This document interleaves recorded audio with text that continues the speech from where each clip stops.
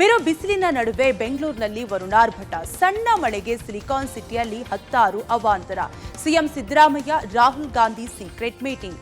Honey trap ಬಗ್ಗೆ ಮಾಹಿತಿ ಬಿಚ್ಚಿಟ್ರ CM. ಸಿದ್ದರಾಮಯ್ಯಗೆ ಮತ್ತೆ ಮೂಡ ಟೆನ್ಷನ್. ದರ ಏರಿಕೆ ಖಂಡಿಸಿ ಬಿಜೆಪಿ ಹೋರಾಟ. ಸಿಎಂ ಮನೆಗೆ ಮುತ್ತಿಗೆ ಹಾಕುವ ಮುನ್ನವೇ ಖಾಕಿ ವಶಕ್ಕೆ. ಮಧ್ಯರಾತ್ರಿ ವಕ್ಫ್ ತಿದ್ದುಪಡಿ ಮಸೂದೆ ಅಂಗೀಕಾರ. ಇದರೊಂದಿಗೆ ಮತ್ತಷ್ಟು ಸುದ್ದಿಗಳನ್ನು ನೋಡೋಣ ಕರ್ನಾಟಕ ಟಾಪ್ 20ಯಲ್ಲಿ. ಸುಡು ಬಿಸಿಲಿನ ನಡುವೆ ಬೆಂಗಳೂರು ಸೇರಿದಂತೆ ರಾಜ್ಯದ ಹಲವೆಡೆ ಮಳೆಯಾಗಿದೆ. ಬೆಳ್ಳಂಬೆಳಗ್ಗೆ ಯಶವಂತಪುರ, ಜಾಲಹಳ್ಳಿ ಕ್ರಾಸ್, ಗೊರಗುಂಟೆಪಾಳ್ಯ, ವಿಜಯನಗರ ಸೇರಿದಂತೆ ಹಲವೆಡೆ ಮಳೆಯ ಸಿಂಚನ ಆಗಿದೆ.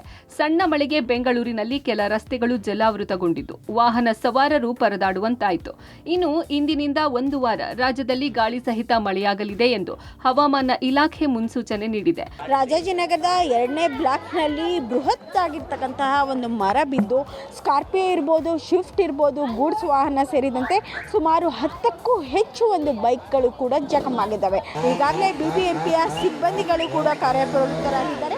ಜೊತೆಗೆ ಕೆಇಬಿಯ ಅಧಿಕಾರಿಗಳು ಕೂಡ ಬಂದ್ಬಿಟ್ಟು ಇದನ್ನು ತೆರವುಗೊಳಿಸುವಂತಹ ಒಂದು ಕೆಲಸಕ್ಕೂ ಕೂಡ ಮುಂದಾಗ್ತಾ ಇದ್ದಾರೆ. ಪ್ರಮುಖವಾಗಿ ಇಲ್ಲಿರ್ತಕ್ಕಂತಹ ಗೂಡ್ಸ್ ವಾಹನ ಕೂಡ ಸಂಪೂರ್ಣವಾಗಿ ಜಖಂಗೊಂಡಿದೆ. ಜೊತೆಗೆ ಶಿಫ್ಟ್ ಕಾರ್ ಕೂಡ ನೋಡಬಹುದಾಗಿದೆ. ಯಾವ ರೀತಿ ಇಲ್ಲಿ ನಂಜುಗುಂಜಾಗಿದೆ ಎನ್ನುವಂತಹ ದೃಶ್ಯಗಳನ್ನ ಕೂಡ ಕಾಣಬಹುದಾಗಿದೆ. ದೆಹಲಿ ಪ್ರವಾಸದಲ್ಲಿರುವ ಸಿಎಂ ಸಿದ್ದರಾಮಯ್ಯ ಲೋಕಸಭೆಯ ವಿಪಕ್ಷ ನಾಯಕ ರಾಹುಲ್ ಗಾಂಧಿ ಅವರನ್ನ ಭೇಟಿಯಾಗಿದ್ದಾರೆ. ಸುಮಾರು 20 ನಿಮಿಷಗಳ ಕಾಲ ರಾಜ್ಯ ರಾಜಕೀಯದ ಕುರಿತು ಚರ್ಚಿಸಿದ್ದಾರೆ. ಕೆಪಿಸಿ ಅಧ್ಯಕ್ಷರ ಬದಲಾವಣೆ, ಸಿಎಂ ಅಧಿಕಾರ ಹಸ್ತಾಂತರ, ಸಚಿವ ಸಂಪುಟ ವಿಸ್ತರಣೆ, ಎಂಎಲ್ಸಿ ಸ್ಥಾನಗಳ ಭರ್ತಿ ಸೇರಿದಂತೆ ಹನಿ ಟ್ರ್ಯಾಪ್ ಪ್ರಕರಣದ ಕುರಿತು ರಾಹುಲ್ ಜೊತೆಗೆ ಸಿದ್ದರಾಮಯ್ಯ ಚರ್ಚಿಸಿದ್ದಾರೆ ಎನ್ನಲಾಗಿದೆ. ಅಲ್ಲದೆ ರಾಜ್ಯ ಕಾಂಗ್ರೆಸ್ ಉಸ್ತುವಾರಿ ರಣದೀಪ್ ಸುರ್ಜೇವಾಲಾ ಅವರನ್ನು ಭೇಟಿಯಾದ ಸಿಎಂ ಸಿದ್ದರಾಮಯ್ಯ ಕೆಪಿಸಿಸಿ ಅಧ್ಯಕ್ಷರ ಬದಲಾವಣೆ ಹಾಗೂ ಸಚಿವ ಸಂಪುಟ ಪುನರ್ರಚನೆಯ ಬಗ್ಗೆ ಚರ್ಚಿಸಿದ್ರು ಅಂತ ಹೇಳಲಾಗ್ತಾ ಇದೆ. ಇನ್ನು ಸಿದ್ದರಾಮಯ್ಯ ಹಾಗೂ ರಾಹುಲ್ ಗಾಂಧಿ ಗೌಪ್ಯ ಸಭೆಯ ಕುರಿತು ಡಿಸಿಎಂ ಡಿಕೆ ಶಿವಕುಮಾರ್ ಪ್ರತಿಕ್ರಿಯಿಸಿದ್ದು, ಕಳೆದ ಬಾರಿ ನಾನು ರಾಹುಲ್ ಗಾಂಧಿಯನ್ನ ಭೇಟಿಯಾಗಿದ್ದೆ, ಈಗ ಸಿದ್ದರಾಮಯ್ಯ ಭೇಟಿಯಾಗಿದ್ದಾರೆ, ಅದರಲ್ಲಿ ತಪ್ಪೇನಿದೆ ಅಂತ ಪ್ರಶ್ನಿಸಿದ್ರು. ಅವರು ನಮ್ಮ ರಾಷ್ಟ್ರೀಯ ನಾಯಕರು, ಅವ್ರನ್ನ ಭೇಟಿ ಮಾಡಿದೆ. ನಂಗೆ ನಾನು ಬಂದಿದ್ದೆ, ನಾನು ಭೇಟಿ ಮಾಡಿದೆ. ಅವ್ರು ಬಂದಿದ್ರು, ಅವ್ರು ಭೇಟಿ. ತಪ್ಪೇನಿದೆ? ನಾವು ಕಾಂಗ್ರೆಸ್ ಕಚೇರಿ, ನಮ್ಮ ದೇವಸ್ಥಾನ, ನಾವು ಹೋಗ್ತೀವಿ. ಸಿಎಂ ಸಿದ್ದರಾಮಯ್ಯ ವಿರುದ್ಧ ಮೂಡ ಹಗರಣಕ್ಕೆ ಸಂಬಂಧಿಸಿದಂತೆ ಲೋಕಾಯುಕ್ತ ವರದಿ ಪ್ರಶ್ನಿಸಿ ಇಡಿ ತಕರಾರು ಅರ್ಜಿ ಸಲ್ಲಿಸಿದೆ. ಇಂದು ಅರ್ಜಿಯ ವಿಚಾರಣೆ ನಡೆಸಿದ ಬೆಂಗಳೂರು ಜನಪ್ರತಿನಿಧಿಗಳ ವಿಶೇಷ ನ್ಯಾಯಾಲಯ ಏಪ್ರಿಲ್ 5ಕ್ಕೆ ವಿಚಾರಣೆ ಮುಂದೂಡಿದೆ. ಸಿಎಂ ಮತ್ತು ಪಾರ್ವತಿ ಅವರ ವಿರುದ್ಧ ಇಡಿ ಮಾಡಿರೋ ತನಿಖೆಯಲ್ಲಿ ಸಾಕಷ್ಟು ಸಾಕ್ಷ್ಯಾಧಾರಗಳಿದ್ದಾವೆ. ಹೀಗಾಗಿ ಲೋಕಾಯುಕ್ತ ಅಧಿಕಾರಿಗಳ ಬಿ ರಿಪೋರ್ಟ್ ಪರಿಗಣನೆಗೆ ತೆಗೆದುಕೊಳ್ಳಬಾರದು ಅಂತ ಇಡಿ ಪರ ವಕೀಲರು ಮನವಿ ಮಾಡಿದ್ರು. ವಾದ ಆಲಿಸಿದ ನ್ಯಾಯಾಲಯ ಈಗಾಗಲೇ ಲೋಕಾಯುಕ್ತ ಪೊಲೀಸರು ಬಿ ರಿಪೋರ್ಟ್ ಅನ್ನು ಸಲ್ಲಿಸಿದ್ದಾರೆ. ಅನುಸೂಚಿತ ಅಪರಾಧವಿಲ್ಲವೆಂದು ಬಿ ರಿಪೋರ್ಟ್ ಸಲ್ಲಿಸಲಾಗಿದೆ. ಹೀಗಾಗಿ ಇಡಿಗೆ ಈ ಅರ್ಜಿ ಸಲ್ಲಿಸುವ ಅಧಿಕಾರವಿದೆಯೇ ಅಂತ ಇಡಿ ಪರ ವಕೀಲರಿಗೆ ಜಡ್ಜ್ ಸಂತೋಷ್ ಗಜಾನನ್ ಭಟ್ ಪ್ರಶ್ನೆ ಮಾಡಿದರು.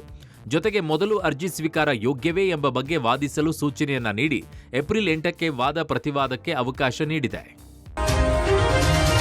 ಬೆಲೆ ಏರಿಕೆಯ ವಿರುದ್ಧ ಬಿಜೆಪಿ ನಾಯಕರು ಅಹೋರಾತ್ರಿ ಪ್ರತಿಭಟನೆಯನ್ನು ನಡೆಸಿ ಸಿದ್ದರಾಮಯ್ಯ ಸರ್ಕಾರದ ವಿರುದ್ಧ ರಣಕಹಳೆ ಮೊಳಗಿಸಿದ್ದಾರೆ. ನಿನ್ನೆ ಆರಂಭಗೊಂಡಿದ್ದ ಪ್ರೊಟೆಸ್ಟ್ ಇವತ್ತು ಬೆಳಗ್ಗೆಯೂ ಕೂಡ ಮುಂದುವರಿತು. ಮಾಜಿ ಸಿಎಂ ಬಿಎಸ್ ಯಡಿಯೂರಪ್ಪ ನೇತೃತ್ವದಲ್ಲಿ ಸಿಎಂ ಸಿದ್ದರಾಮಯ್ಯ ನಿವಾಸಕ್ಕೆ ಮುತ್ತಿಗೆ ಹಾಕಲಿಕ್ಕೆ ಹೊರಟ ಬಿಜೆಪಿ ನಾಯಕರು ಫ್ರೀಡಂ ಪಾರ್ಕ್ ಬಳಿಯೇ ಪೊಲೀಸರು ಅವರನ್ನು ತಡೆದರು. ಬ್ಯಾರಿಕೇಡ್ ಅನ್ನು ಅಳವಡಿಸಿ ತಡೆದಿರುವುದರಿಂದ ಪೊಲೀಸರ ವಿರುದ್ಧ ಕೇಸರಿ ಪಡೆ ಆಕ್ರೋಶ ಹೊರಹಾಕಿತು. ಈ ವೇಳೆ ಮಾತಿನ ಚಕಮಕಿ, ತಳ್ಳಾಟ, ನೂಕಾಟ ಕೂಡ ನಡೆಯಿತು. ಈ ವೇಳೆ ಕಾರ್ಯಕರ್ತರು ಟೈರ್ಗೆ ಬೆಂಕಿ ಹಚ್ಚಿ ಆಕ್ರೋಶ ವ್ಯಕ್ತಪಡಿಸಿದರು. ಲೂಟಿಕೋರ ಕಾಂಗ್ರೆಸ್ ಸರ್ಕಾರಕ್ಕೆ ಧಿಕ್ಕಾರ ಕೂಗಿದ್ರು. ರಸ್ತೆಯಲ್ಲಿ ಸಿಎಂ, ಡಿಸಿಎಂ ಭಾವಚಿತ್ರಗಳಿಗೆ ಬೆಂಕಿ ಹಚ್ಚಿದ್ರು. ಯಡಿಯೂರಪ್ಪ, ಅಶೋಕ್, ವಿಜಯೇಂದ್ರ ಸೇರಿದಂತೆ ಎಲ್ಲರನ್ನೂ ಕೂಡ ಪೊಲೀಸರು ವಶಕ್ಕೆ ಪಡೆದು ಬಸ್ನಲ್ಲಿ ತುಂಬಿಕೊಂಡು ಕರೆದೊಯ್ದರು.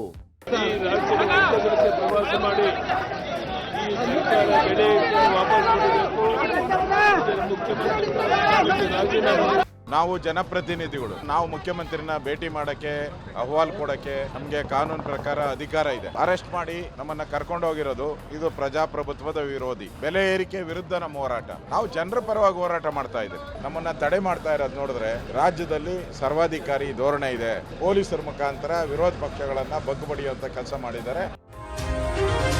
ಬೆಲೆ ಏರಿಕೆಯನ್ನು ಖಂಡಿಸಿ ಬಿಜೆಪಿ ನಾಯಕರು ಕಿಡಿಕಾರಿದ್ದಾರೆ. ಸಿದ್ದರಾಮಯ್ಯ ಸರ್ಕಾರ ಲೂಟಿ ಮಾಡ್ತಾ ಇದೆ, ಜನರನ್ನ ಧೋಖಾ ಮಾಡ್ತಿದೆ ಅಂತ ಹೇಳಿ ಜನರ ಮುಂದೆ ಎಲ್ಲ ಬಿಚ್ಚಿಡ್ತೇವೆ. ಏಪ್ರಿಲ್ 7ರಿಂದ ಜನಾಕ್ರೋಶ ಹೋರಾಟ ಆರಂಭವಾಗಲಿದೆ ಅಂತ ಹೇಳಿ ಬಿಜೆಪಿ ರಾಜ್ಯಾಧ್ಯಕ್ಷ ವಿಜಯೇಂದ್ರ ಆಕ್ರೋಶ ವ್ಯಕ್ತಪಡಿಸಿದ್ರು. ಸಿಎಂ ಯಾವುದೇ ಸ್ಪಷ್ಟನೆಯನ್ನ ಕೊಡದೆ ಏಕಾಏಕಿಯಾಗಿ ದರವನ್ನ ಏರಿಸಿದ್ದಾರೆ. ಇದರ ವಿರುದ್ಧ ನಮ್ಮ ಹೋರಾಟ. ಸಿದ್ದರಾಮಯ್ಯನವರಿಗೆ ಗೌರವ ಇದ್ರೆ ರಾಜೀನಾಮೆಯನ್ನ ಕೊಡ್ಲಿ ಅಂತ ಹೇಳಿ ಅಶೋಕ್ ಹೇಳಿದ್ರು. ಇನ್ನು ಬಿಜೆಪಿ ಅಹೋರಾತ್ರಿ ಧರಣಿ, ಯಡಿಯೂರಪ್ಪ ಭಾಗಿಯಾಗಿದ್ದಕ್ಕೆ ಉಚ್ಚಾಟಿತ ಶಾಸಕ ಯತ್ನಾಳ್ ಕೆಂಡಕಾರಿದ್ದಾರೆ. ಯಡಿಯೂರಪ್ಪ ಬಿಜೆಪಿ ಸಲುವಾಗಿ ವಿರುದ್ಧವಾಗಿ ಪ್ರತಿಭಟನೆಯಲ್ಲಿ ಭಾಗಿಯಾಗಿಲ್ಲ, ಬದಲಾಗಿ ತನ್ನ ಮಗನ ರಕ್ಷಣೆಗಾಗಿ ಬಂದಿದ್ದಾರೆ. ತನ್ನ ಮಗನ ಕುರ್ಚಿ ಗಟ್ಟಿ ಮಾಡುವುದಕ್ಕೆ ಯಡಿಯೂರಪ್ಪ ಹೋರಾಟದಲ್ಲಿ ಭಾಗಿಯಾಗಿದ್ದಾರೆ ಅಂತ ಹೇಳಿ ಯತ್ನಾಳ್ ಲೇವಡಿ ಆಡಿದ್ದಾರೆ. ಟೋಲ್ ಗ್ಯಾಸ್ ಬೆಲೆ ಹೆಚ್ಚಾದಾಗ ಬಿಜೆಪಿಯವರು ಯಾಕೆ ಪ್ರೊಟೆಸ್ಟ್ ಮಾಡಲಿಲ್ಲ ಅಂತ ಹೇಳಿ ಡಿಸಿಎಂ ಡಿಕೆ ಶಿವಕುಮಾರ್ ಪ್ರಶ್ನಿಸಿದ್ದಾರೆ. ಸಿದ್ದರಾಮಯ್ಯ ನೇತೃತ್ವದ ಕಾಂಗ್ರೆಸ್ ಸರ್ಕಾರ ಯಾವ ರೀತಿ ಹಗಲು ದರೋಡೆ ಮಾಡ್ತಾ ಇದೆ, ರಾಜ್ಯದ ಜನರ ಮುಂದೆ ನಾವು ಬಿಚ್ಚಿಡ್ತೇವೆ. ಈ ಸರ್ಕಾರದ ನೈಜ ಮುಖವಾಡವನ್ನ ಕಳಿಸ್ತಕ್ಕಂಥ ಕೆಲಸ ಮುಂದಿನ ಒಂದು ತಿಂಗಳು ನಿರಂತರವಾಗಿ ನಾವು ಮಾಡ್ತೇವೆ. ಯಡಿಯೂರಪ್ಪ ತನ್ನ ಮಗನ ರಕ್ಷಣೆಗಾಗಿ ಭಾಗವಹಿಸ್ತಾ ಇದ್ದಾರೆ. ಬಿಜೆಪಿ ಸಲುವಾಗಿ ಅಲ್ಲ, ತನ್ನ ಮಗನ ಒಂದು ಕುರ್ಚಿ ಗಟ್ಟಿ ಮಾಡಲಿಕ್ಕೆ. ಈ ಕೆಟ್ಟ ಕುಟುಂಬ ತೆಗೆದ್ರೆ ಮಾತ್ರ ಬಿಜೆಪಿಗೆ ಭವಿಷ್ಯ ಇದೆ ಕರ್ನಾಟಕ. ಈ ಟೋಲ್ ಬೆಲೆ ಎಲ್ಲ ಯಾಕೆ ಜಾಸ್ತಿ ಆಯ್ತದೆ? ಟೋಲ್ ಬೆಲೆ ಅದನ್ನ ಯಾಕೆ ಅವ್ರು ಮಾಡ್ತಾ ಇಲ್ಲ, ಪ್ರೊಟೆಸ್ಟ್ ಮಾಡ್ತಾ ಇಲ್ಲ? ಟೋಲ್ ಬೆಲೆಗೆ ಡೀಸೆಲ್, ಪೆಟ್ರೋಲು, ಗ್ಯಾಸ್ ಬೆಲೆ ಎಲ್ಲ ಜಾಸ್ತಿ ಆಯ್ತಲ್ಲ, ಅದಕ್ಕೆ ಯಾಕೆ ಅವ್ರಿಗೆ ಪ್ರೊಟೆಸ್ಟ್ ಮಾಡಲಿಲ್ಲ? ಹಾಗೂ ಅವರು ಜನಪ್ರತಿನಿಧಿಗಳು ತಾನೆ. ವಿಪಕ್ಷ ವಿರೋಧದ ನಡುವೆಯೂ ಐತಿಹಾಸಿಕ ವಕ್ಫ್ ತಿದ್ದುಪಡಿ ಬಿಲ್ ಮಧ್ಯರಾತ್ರಿ 1:15ಕ್ಕೆ ಲೋಕಸಭೆಯಲ್ಲಿ ಅಂಗೀಕಾರಗೊಂಡಿದೆ.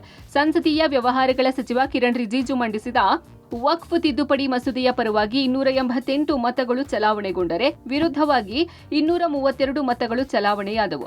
ಮಸೂದೆಯನ್ನು ಮತಕ್ಕೆ ಹಾಕುವ ಮುನ್ನ 14 ಗಂಟೆಗಳ ಕಾಲ ಲೋಕಸಭೆಯಲ್ಲಿ ಚರ್ಚೆ ನಡೆಯಿತು. ಮಸೂದೆ ವಿಚಾರವಾಗಿ ಆಡಳಿತ ಮತ್ತು ವಿಪಕ್ಷಗಳ ನಡುವೆ ವಾಕ್ಸಮರ ಏರ್ಪಟ್ಟಿತ್ತು. ಮಸೂದೆಯಿಂದ ದೇಶದಲ್ಲಿರುವ ಯಾವುದೇ ಮಸೀದಿಗಳಿಗೆ ತೊಂದರೆ ಆಗಲ್ಲ. ಮಸೂದೆ ಮಂಡನೆಗೆ ಬೇಕಾದ ಎಲ್ಲಾ ಕಾನೂನುಗಳನ್ನು ನಾವು ಅನುಸರಿಸಿದ್ದೇವೆ ಎಂದು ಸಚಿವ ರಿಜಿಜು ಹೇಳಿದರು. ಇನ್ನು ಲೋಕಸಭೆಯಲ್ಲಿ ಅಂಗೀಕಾರಗೊಂಡ ಮಸೂದೆ ಇಂದು ರಾಜ್ಯಸಭೆಯಲ್ಲೂ ಮಂಡನೆಯಾಗಲಿದೆ. ಇಲ್ಲೂ ಕೂಡ ಸುದೀರ್ಘ ಚರ್ಚೆ ಬಳಿಕ ಮತದಾನ ನಡೆಯಲಿದೆ. ರಾಜ್ಯಸಭೆಯಲ್ಲೂ ಮಸೂದೆ ಅಂಗೀಕಾರಗೊಂಡರೆ ರಾಷ್ಟ್ರಪತಿಗಳ ಸಹಿಗೆ ರವಾನೆಯಾಗಲಿದೆ. ರಾಷ್ಟ್ರಪತಿಗಳು ಸಹಿ ಮಾಡಿದಾಗ ಮಸೂದೆ ಕಾನೂನಾಗಲಿದೆ.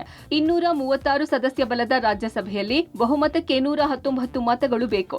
ಎನ್ಡಿಎ 125 ಸದಸ್ಯರನ್ನ ಹೊಂದಿದೆ. ಹೀಗಾಗಿ ಅಲ್ಲಿಯೂ ಮಸೂದೆ ಅಂಗೀಕಾರವಾಗುವ ನಿರೀಕ್ಷೆ ಇದೆ.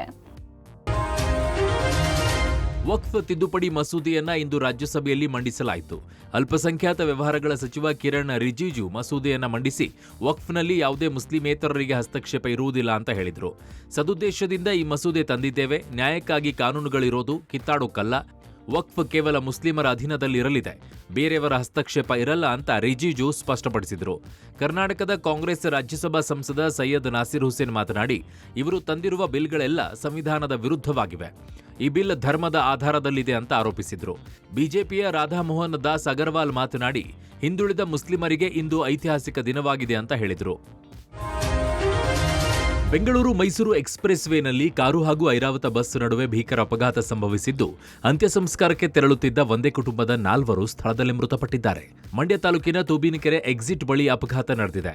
ಎಕ್ಸ್‌ಪ್ರೆಸ್ ವೇ ಎಕ್ಸಿಟ್ ವೇಳೆ ಕಾರು ಚಾಲಕನಿಗೆ ಗೊಂದಲ ಉಂಟಾಗಿದೆ. ಎಕ್ಸಿಟ್ ಆಗಿ ಮತ್ತೆ ಎಕ್ಸ್‌ಪ್ರೆಸ್ ವೇಗೆ ಕಾರು ತಿರುಗಿಸಲಾಗಿದೆ. ಈ ವೇಳೆ ಹಿಂದಿನಿಂದ ಬಂದ ಕೆಎಸ್ಆರ್ಟಿಸಿ ಐರಾವತ ಬಸ್ ಕಾರಿಗೆ ಡಿಕ್ಕಿ ಹೊಡೆದಿದೆ. ಕಾರಿನಲ್ಲಿದ್ದ ಬೆಂಗಳೂರಿನ ಜೆಪಿ ನಗರದ ಸತ್ಯಾನಂದ ರಾಜೆ ಅರಸ್, ಪತ್ನಿ ನಿಶ್ಚಿತಾ, ಚಂದ್ರು ಹಾಗೂ ಚಂದ್ರು ಅವರ ಪತ್ನಿ ಸುವೇದಿನಿ ರಾಣಿ ಮೃತಪಟ್ಟಿದ್ದಾರೆ. ಪಿರಿಯಾಪಟ್ಟಣ ತಾಲೂಕಿನ ಸೀಗೂರು ಗ್ರಾಮದಲ್ಲಿ ಸತ್ಯಾನಂದ ರಾಜೆ ಅರಸ್ ಅವರ ಸೋದರ ಮಾವ ನಿಧನರಾಗಿದ್ದರು. ಅಂತ್ಯ ಸಂಸ್ಕಾರದಲ್ಲಿ ಭಾಗಿಯಾಗಲು ಹೋಗ್ತಿರುವ ವೇಳೆ 4 ಅಪಘಾತದಲ್ಲಿ ಮೃತಪಟ್ಟಿದ್ದಾರೆ. ಇನ್ನು ಡಿಕ್ಕಿಯ ರಭಸಕ್ಕೆ ಬಸ್ ಕಾರನ್ನ 50 ಮೀಟರ್ ದೂರಕ್ಕೆ ಎಳೆದೊಯ್ದಿದೆ. ಭಯಾನಕ ಅಪಘಾತದ ದೃಶ್ಯ ಮನೆಯೊಂದರ ಸಿಸಿಟಿವಿಯಲ್ಲಿ ಸೆರೆಯಾಗಿದೆ. ಸ್ಥಳಕ್ಕೆ ಐಜಿಪಿ ಬೋರಲಿಂಗಯ್ಯ, ಎಸ್ಪಿ ಮಲ್ಲಿಕಾರ್ಜುನ ಬಾಲದಂಡಿ ಭೇಟಿ ನೀಡಿ ಪರಿಶೀಲನೆ ನಡೆಸಿದರು. ಸ್ಯಾಂಡಲ್ವುಡ್ ನಟಿ ರನ್ಯಾ ರಾವ್ ಗೋಲ್ಡ್ ಸ್ಮಗ್ಲಿಂಗ್ ಕೇಸ್ಗೆ ಸಂಬಂಧಿಸಿದಂತೆ ಸ್ಫೋಟಕ ಮಾಹಿತಿಗಳು ಹೊರಬಿದ್ದಿವೆ. ಹವಾಲಾ ವಹಿವಾಟಿನಲ್ಲಿ ಪಂಟರಾಗಿದ್ದ ಚಿನ್ನದ ಚೋರಿ ರನ್ಯಾ ರಾವ್ ಕೇವಲ 3 ತಿಂಗಳಲ್ಲಿ 50 ಕೆಜಿ ಚಿನ್ನವನ್ನ ದುಬೈನಿಂದ ಬೆಂಗಳೂರಿಗೆ ಕಳ್ಳಸಾಗಾಟ ಮಾಡಿರುವುದು ತನಿಖೆಯಲ್ಲಿ ಬಯಲಾಗಿದೆ. ಗೋಲ್ಡ್ ಸ್ಮಗ್ಲಿಂಗ್ ಪ್ರಕರಣದ 3ನೇ ಆರೋಪಿ ಸಾಹಿಲ್ ಜೈನ್ ಡಿಆರ್ಐ ಅಧಿಕಾರಿಗಳ ಮುಂದೆ ಬಾಯ್ಬಿಟ್ಟಿದ್ದಾನೆ. ಕೇವಲ ನವೆಂಬರ್ನಿಂದಲೇ ಬರೋಬ್ಬರಿ 50 ಕೆಜಿ ಚಿನ್ನವನ್ನ ರನ್ಯಾ ಸಾಗಿಸಿದ್ಲು. ದುಬೈನಿಂದ ಚಿನ್ನ ತಂದಿದ್ದ ರನ್ಯಾ ಬೆಂಗಳೂರಿನಲ್ಲಿ ಸಾಹಿಲ್ ಜೈನ್ಗೆ ಕೊಟ್ಟಿದ್ಲು. ರನ್ಯಾ ರಾವ್ ತಂದ ಚಿನ್ನವನ್ನ ಸಾಹಿಲ್ ಮಾರಾಟ ಮಾಡಿ ಕೊಡ್ತಿದ್ದ. ಅಷ್ಟೇ ಅಲ್ಲ, 30 ಕೋಟಿ ಹಣವನ್ನ ರನ್ಯಾ ಹವಾಲಾ ಮೂಲಕ ದುಬೈಗೆ ಸಾಗಾಟ ಮಾಡಿದ್ದಾಳೆ. ಈ ಬಗ್ಗೆ ಕೋರ್ಟ್ ಮುಂದೆ ತನಿಖೆಯ ಮಾಹಿತಿಯನ್ನ ಡಿಆರ್ಐ ಅಧಿಕಾರಿಗಳು ಹಂಚಿಕೊಂಡಿದ್ದಾರೆ. ಬೆಂಗಳೂರು ಹೊರವಲಯದ ಆನೇಕಲ್ ತಾಲೂಕಿನ ಜಿಗಣಿಯ ಮನೆಯೊಂದಕ್ಕೆ ಎಂಟ್ರಿ ಕೊಟ್ಟಿದ್ದ ಚಿರತೆಯನ್ನ ಅರಣ್ಯ ಇಲಾಖೆ ಸಿಬ್ಬಂದಿ ಹಿಡಿದಿದ್ದಾರೆ. ಚಿರತೆ ಮನೆಯೊಳಗೆ ಬಂದಾಗ ಮನೆಯಲ್ಲೇ ಕೂತಿದ್ದ ವೆಂಕಟೇಶ್ ಮತ್ತು ವೆಂಕಟಲಕ್ಷ್ಮಿ ದಂಪತಿಯ ಸಮಯ ಪ್ರಜ್ಞೆ ದೊಡ್ಡ ಅನಾಹುತ ತಡೆದಿದೆ. ಚಿರತೆ ಮನೆಗೆ ನುಗ್ಗುತ್ತಿದ್ದಂತೆ ದಂಪತಿ ಭಯದಿಂದ ಮನೆಯಿಂದ ಹೊರಬಂದು ಬಾಗಿಲು ಲಾಕ್ ಮಾಡಿ ಕೂಡಿ ಹಾಕಿದ್ದಾರೆ. ಸತತ 6 ಗಂಟೆಗಳ ಕಾಲ ಅರಣ್ಯ ಇಲಾಖೆ ಸಿಬ್ಬಂದಿ ಕಾರ್ಯಾಚರಣೆಯ ಬಳಿಕ ಚಿರತೆಯನ್ನ ಸೆರೆ ಹಿಡಿದು ಅರಣ್ಯಕ್ಕೆ ತೆಗೆದುಕೊಂಡು ಹೋಗಿದ್ದಾರೆ.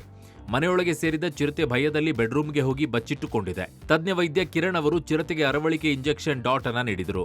ಚಿರತೆ ಪ್ರಜ್ಞೆ ತಪ್ಪಿದ ಬಳಿಕ ಬೋನಿಗೆ ಶಿಫ್ಟ್ ಮಾಡಲಾಗಿದೆ. ಆಪರೇಷನ್ ಚಿರತೆ ಹಿನ್ನೆಲೆಯಲ್ಲಿ ಕುಂಟ್ಲೂರೆಡ್ಡಿ ಲೇಔಟ್ನಲ್ಲಿ ಜನರು ಜಮಾಯಿಸಿದ್ರು. ಆತಂಕದಲ್ಲಿದ್ದ ಜನರು ಚಿರತೆ ಸೆರೆಯಿಂದ ನಿಟ್ಟುಸಿರು ಬಿಟ್ಟಿದ್ದಾರೆ. ನ್ಯಾಮತಿಯ ಎಸ್ಬಿಐ ಬ್ಯಾಂಕ್ ದರೋಡೆ ಪ್ರಕರಣ ಭೇದಿಸಿದ ದಾವಣಗೆರೆ ಜಿಲ್ಲಾ ಪೊಲೀಸರಿಗೆ ಇದೀಗ ಮತ್ತೊಂದು ಸವಾಲು ಎದುರಾಗಿದೆ. ಬಂಗಾರದ ಅಂಗಡಿಗೆ ಬೆಳ್ಳಿ ಲೋಟ ಖರೀದಿ ಮಾಡೋಕೆ ಬಂದವರು ಬರೋಬ್ಬರಿ 1,13,00,000 ಮೌಲ್ಯದ ಚಿನ್ನದ ಕಳ್ಳತನ ಮಾಡಿ ಎಸ್ಕೇಪ್ ಆಗಿದ್ದಾರೆ. ದಾವಣಗೆರೆ ನಗರದ ಮಂಡಿಪೇಟೆಯಲ್ಲಿರುವ ರವಿ ಜ್ಯುವೆಲರಿ ಶಾಪ್ನಲ್ಲಿ ಈ ಘಟನೆ ನಡೆದಿದೆ. 5 ಜನ ಗ್ಯಾಂಗ್ ಅಂಗಡಿಗೆ ಭೇಟಿ ಕೊಟ್ಟಿದ್ದು ಬೆಳ್ಳಿ ಲೋಟ ತೋರಿಸುವಂತೆ ಕೇಳಿದ್ದಾರೆ. ಕೆಲಸದವರು ಬೆಳ್ಳಿ ಲೋಟ ತೋರಿಸುವ ವೇಳೆ ಖತರ್ನಾಕ್ ಕಳ್ಳಿಯರು ಬಂಗಾರದ ಆಭರಣ ಇರುವಂತಹ ಬಾಕ್ಸ್ ಎಗರಿಸಿದ್ದಾರೆ. ಬಾಕ್ಸ್ನಲ್ಲಿ ಇಟ್ಟಿದ್ದ 1 ಕೆಜಿ 400 ಗ್ರಾಂನ ಕಿವಿ ಓಲೆ ಜುಮುಕಿಗಳನ್ನ ಕದ್ದಿದ್ದಾರೆ. ಈ ಕುರಿತು ಬಸವನಗರ ಪೊಲೀಸ್ ಠಾಣೆಯಲ್ಲಿ ಪ್ರಕರಣ ದಾಖಲಾಗಿದೆ. ಅಂಗಡಿಯಲ್ಲಿದ್ದ ಸಿಸಿಟಿವಿ ವಿಡಿಯೋ ಆಧರಿಸಿ ಪೊಲೀಸರು ಕಳ್ಳಿಯರಿಗೆ ಬಂಧನಕ್ಕೆ ಬಲೆ ಬೀಸಿದ್ದಾರೆ.